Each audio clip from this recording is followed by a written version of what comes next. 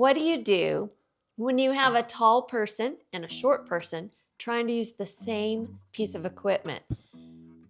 It's great for Opa's height, elbow length, but not Nana. Nana's like too short. So we have to turn around and use something to get some height. Get right? some height. Yeah, so Nana gets up on a step stool, which then allows me to see the work and be at elbow length. But it's not stable. Too safe. Yeah. No. Yeah, I mean, her feet are like right on the edge of the stool. So what did we do? Well, we built what we call an equalizer. Yeah. And what it is, it's a nice sized platform that we're gonna set next to it. It's actually gonna be on these leveling casters, so it allows us to roll it around, level it out, really sturdy.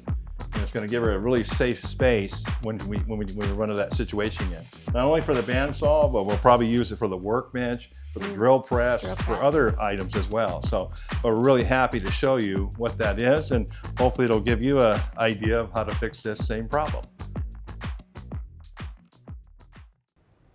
We're creating a 14-layer power slab by laminating 2 sheets of 7-layer birch.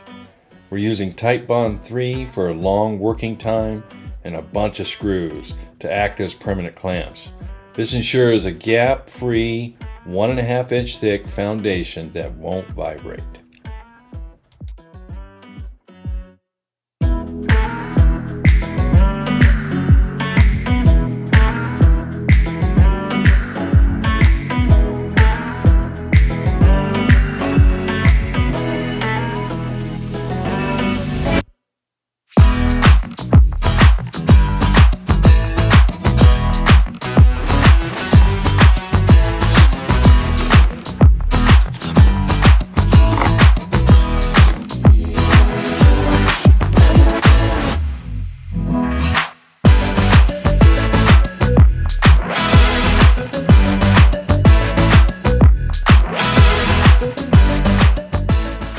For the frame, we're breaking down our 2x4s to a rough length of about 31 inches.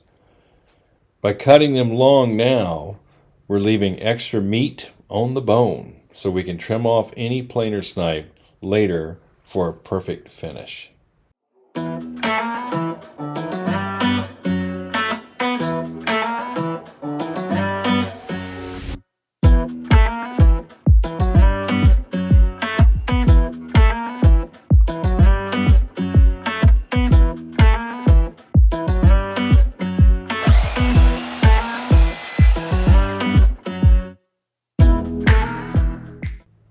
To get our thickness down to a consistent 1.25 inches, we run the boards through the planer 2 at a time to keep the rollers stable.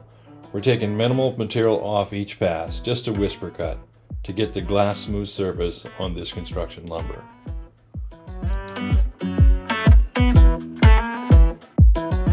Now we trim to final lengths and prep the joinery. To get perfect half laps, we're using the MicroJig Fit Finder. It automatically finds the exact center of your stock, so we can get the table saw blade height with 0 guesswork.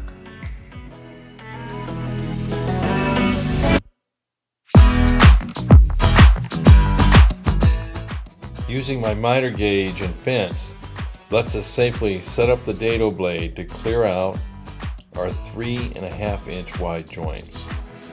This creates a massive amount of surface area for the glue, making the frame incredibly rigid.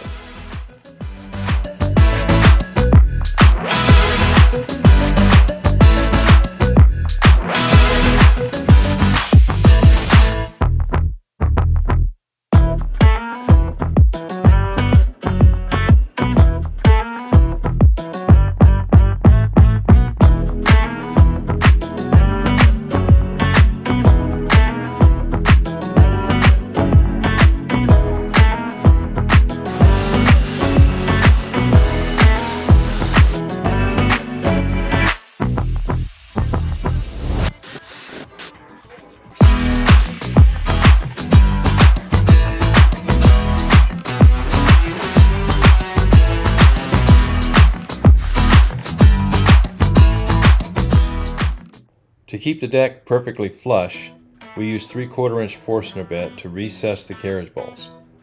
We tap them home using a dowel and a dead blow hammer, locking the square shoulder into the birch so they'll never spin while we tighten the lock nuts from below. Finally, we attach the PowerTech leveling casters so we can roll the platform exactly where we need it and lock it down for a permanent feel.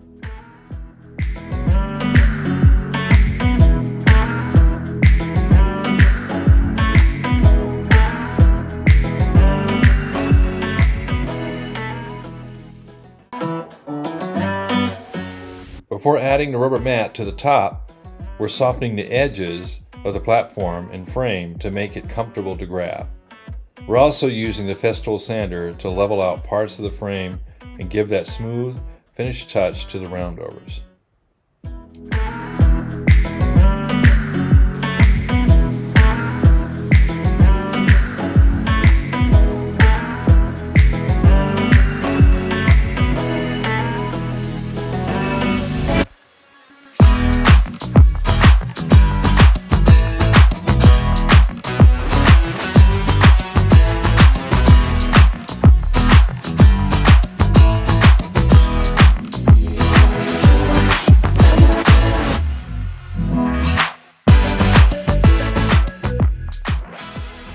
After softening the edges, we trimmed the rubber mat for a custom fit.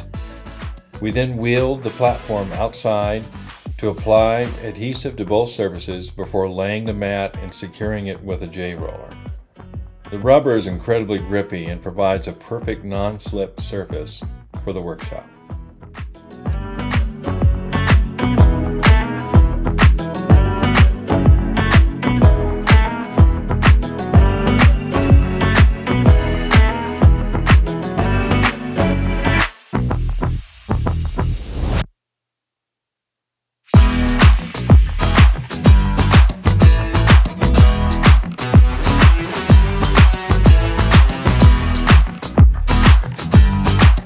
Equalizer is a game changer.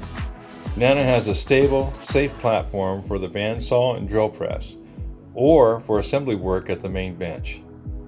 It's a fantastic shop upgrade that slides right under the workbench to keep the floor clear.